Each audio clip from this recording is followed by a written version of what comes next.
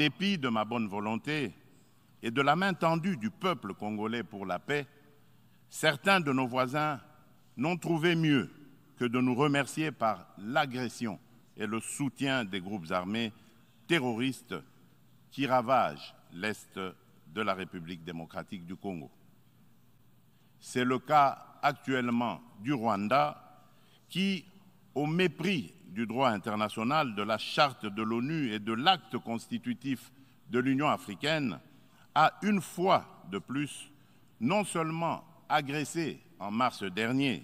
la République démocratique du Congo par des incursions directes de ses forces armées, les RDF, mais aussi occupe des localités de la province du Nord Kivu par un groupe armé terroriste interposé, le mouvement du 23 mars, dit M23, auquel il apporte un soutien massif,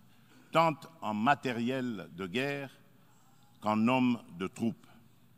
Et comme pour défier la communauté internationale, le M23,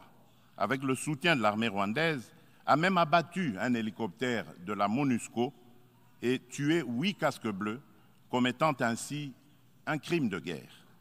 Je dénonce, en ce lieu emblématique de la vie internationale, avec la dernière énergie, cette énième agression dont mon pays est victime de la part de son voisin le Rwanda, sous couvert d'un groupe terroriste dénommé le M23.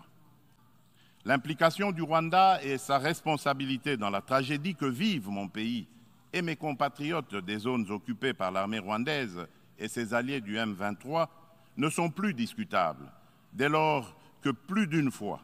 aussi bien les groupes d'experts dûment mandatés par l'ONU et le mécanisme conjoint de vérification élargie de la conférence internationale sur la région des Grands Lacs, la CIRGL, que des organisations non gouvernementales, humanitaires et des droits de l'homme crédibles les ont établis dans des rapports documentés et objectifs à la limite du scientifique. Au demeurant,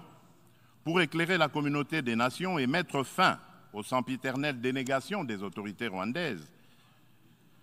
le gouvernement congolais réitère sa demande au président du Conseil de sécurité de distribuer officiellement aux membres du Conseil le dernier rapport des experts de l'ONU sur la situation sécuritaire à l'est de la République démocratique du Congo et de le faire examiner avec diligence par lui afin d'en tirer toutes les conséquences qui s'imposent sur le plan du droit,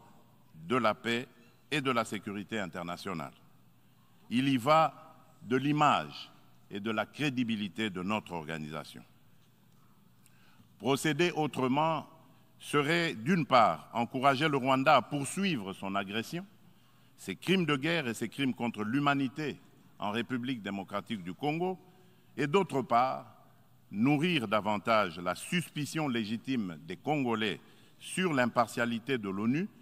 ainsi que la complicité de certains de ses membres dans ces crimes.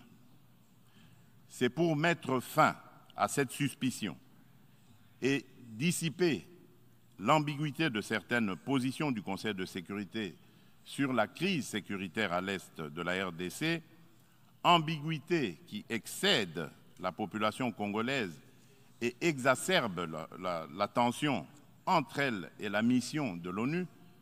pour la stabilisation du Congo, la MONUSCO, que le gouvernement de mon pays a demandé la réévaluation du plan de retrait progressif et responsable de cette mission. Cette démarche d'ajustement est exigée par le constat unanime, même au niveau le plus élevé de notre organisation, des faiblesses regrettables de la MONUSCO, ce qui affecte certainement l'efficacité et la légitimité de l'action de l'ONU en République démocratique du Congo. La réévaluation du plan de retrait de la MONUSCO ne peut par conséquent nullement remettre en cause les relations entre mon pays et notre organisation. Quoi qu'il en soit,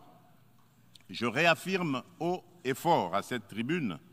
de la plus haute instance internationale de gestion des affaires du monde, la détermination du peuple congolais et de ses dirigeants de défendre toujours, jusqu'au sacrifice suprême, l'intégrité territoriale, l'indépendance et la souveraineté de leur pays, dans le respect, bien sûr, du droit international et des engagements pris au sein des organisations internationales dont il est membre. C'est ici le lieu pour moi de préciser que l'État congolais et la société civile ne permettront jamais à quiconque de tenir le discours de la haine tribale, ethnique et raciale ou xénophobe dans notre pays.